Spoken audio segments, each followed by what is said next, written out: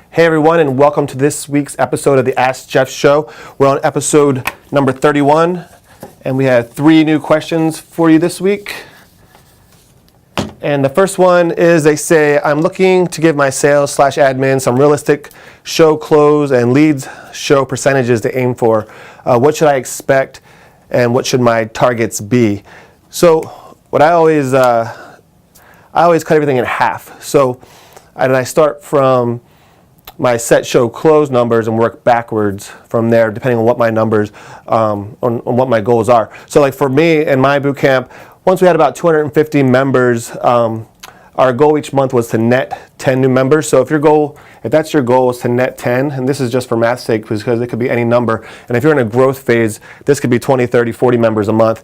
But once you get up to like 250, 300 members, the cost per acquisition for a client is going to go up, and netting 10 is a good rate to grow, or increasing your EFT by about $2,000 a month, because we're charging $197. So if it's net 10, and then say we average, our churn rate or attrition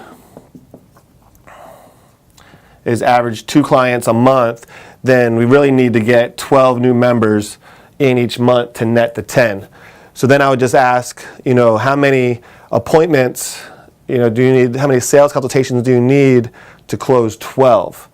And, with using my non-close close, which you can find in the Fitness Marketer Lab, you can find that training in there. But using our non-close close, if we did 15 appointments, we would close probably 12 of them.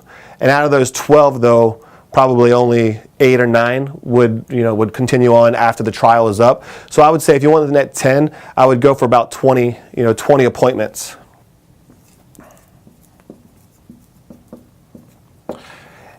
And to get 20 appointments, you're going to need about 40 leads. So these leads could be like a 2-week trial, 21-day, 14-day fat furnace. It could be like a 28-day, shred, any kind of trial membership. Anywhere from a 2-week free for 21 days, $21, a 14-day, doesn't matter. You're probably going to need about 40. The 2-week free, you're probably, out of the 2-week free, people that sign up for the 2 weeks free, that's where you probably cut it in half. You probably get like half of them to actually come in for the 2 weeks. People will sign up, and then there's nothing for them to lose. So they probably, if something else came up, they got busy, they wouldn't come in. If they're paying $21, then you probably only need about, I would say, between 25 to 30, for these.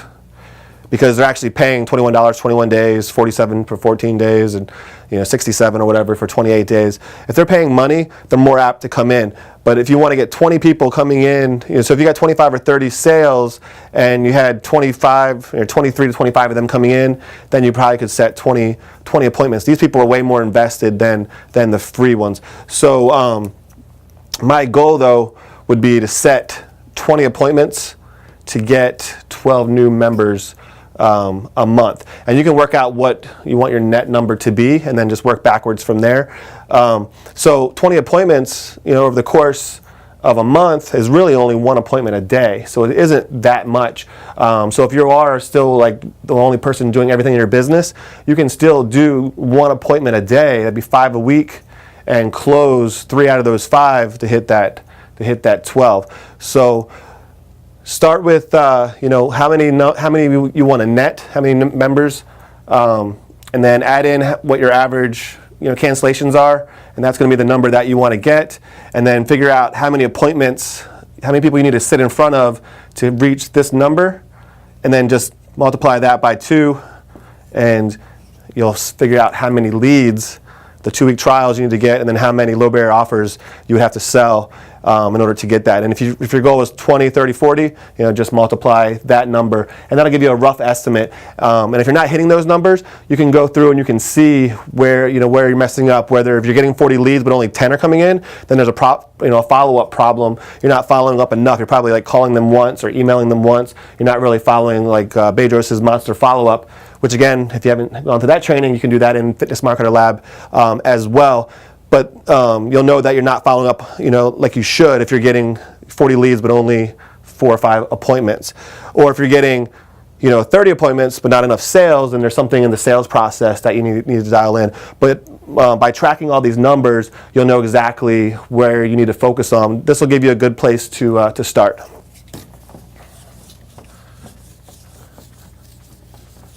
So next up, this person wants to know, do you have a system for selecting your client of the month? And they're saying particularly like in a group training environment with multiple trainers.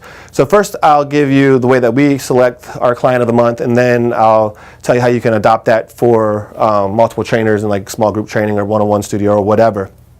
So we have everybody weigh in every week. So we have weekly weigh-ins. We use our Fit Client software. So they're doing weekly weigh-ins, body fat, pictures every single week. So first of all, just to be eligible for a client of the month, they have to have weighed in, done their body fat, and done their pictures for 4 weeks in a row. And then out of everybody that's done it 4 weeks in a row, that'll narrow it down to a certain amount of people. And then we have our trainers, each trainer nominate who they feel, like we'll go through all the results and we'll get like the top 10, and then we'll have the trainers nominate who they feel was the best fit. And if if it's a tie, then I would pick the winner. If it was overwhelming for one person, all the trainers agreed it was one particular person, then that person would be the trainer of the month. For a group training model with multiple trainers, and I would have them nominate their own one of their own clients. Again, I would still make them have to weigh in, at least 4 weeks in a row, so that way you have statistics on them, you have how much they lost in the last month, so you can put that out there for advertising and social proof. But I would have each trainer nominate one person, and then I have all the trainers vote, but not be able to pick their own client. So if all the other trainers picked your client, then your client would become the client of the month, and vice versa. So everybody would nominate, and then all the trainers would vote, but they couldn't vote for their client. And if there was a tie, then you as the owner would be the tiebreaker. And it's basically how I would go about doing that. And then our last question. So I've talked about this a lot, but this person wants to know, like, when just starting out and you have a lot of time on your hands, what should I be doing to promote my business besides like Facebook, Instagram, and whatnot? He wants to know, like, if you don't have the extra money to spend on marketing, what else should you do? What can he learn? So, like I always say, you either have time or you have money. And in the beginning, you usually have more time than money. So you spend your time, getting out there, promoting your business, talking to people. I call it like shaking hands and kissing babies, pretty much campaigning for your business. It takes up a lot of time, a lot of energy. It's the last thing you want to do after training clients all day, but you have to do it because you don't have the resources. Once you start making money, then I call that like buying your time back. Then you can start paying for leads and making it more efficient.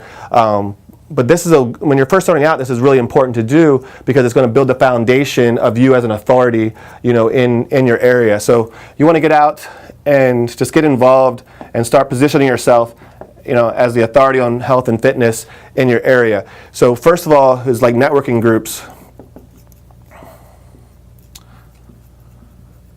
So every town is going to have a BNI, or Business Networking International. Find your local one and go to it and visit as a visitor. I don't suggest joining. You can if you want to. If you join, it's like $500 for the year, something like that. I don't know, it's been a while since I've joined. But then you have to go like every single week, the same day, same time, and I think you're only allowed to miss like twice, a year. So you're obligated to going every week. If you can't make it, then you have to find somebody to go, substitutes. It could be an employee, it could be a friend, it could be another member of the BNI group.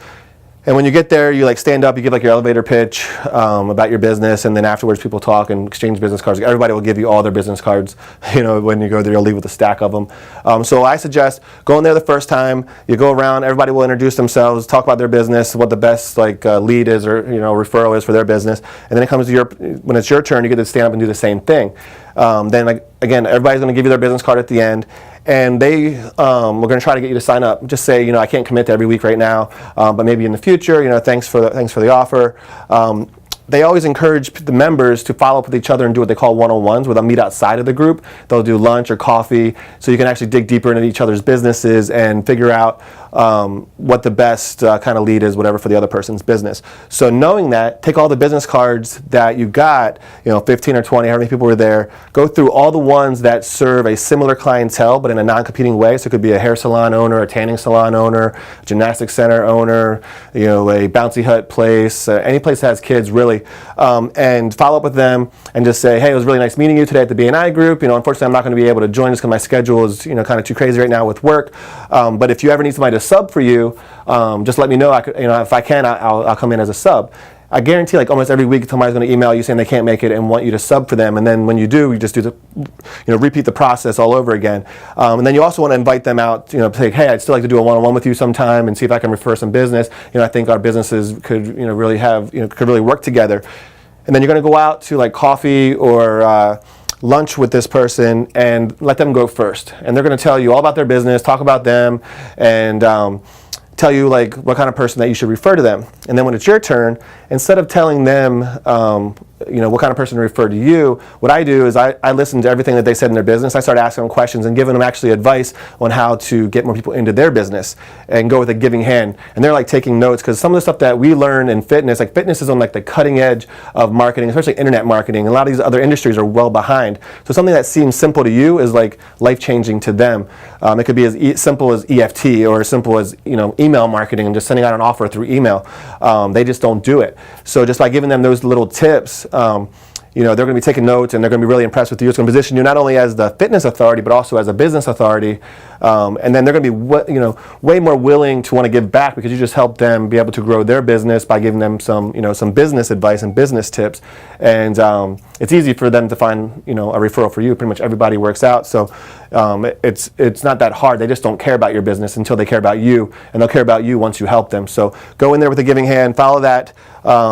That strategy with any kind of networking group, and you're going to get an in with all the local business owners. And then from there, you can start doing some kind of, joint ventures or affiliate type deals, where if you have like a fundraiser or a charity event coming up, you can have them mail out to their email list for like a 14-day fat furnace, $47, and 100% of it goes to, the food kitchen or whatever it is that you're running the charity event for. They're going to be much more apt to mail out for you after you've helped them.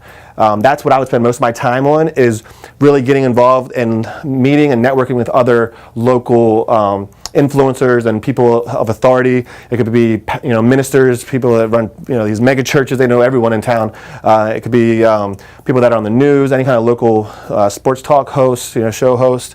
Any athletes or anybody that's really involved in the community, and especially like business owners. So that's where I would get started. That's where I would spend most of my time. And then once I started making some money from some of these promotions, I would reinvest that back into your Facebook and Instagram ads and generating leads that way and buying your time back. So that is all for this week. Thanks for tuning in. As always, if you have any questions, leave them in the comment section below. Make sure you subscribe to this live feed so you don't miss any future shows. Talk to you guys later.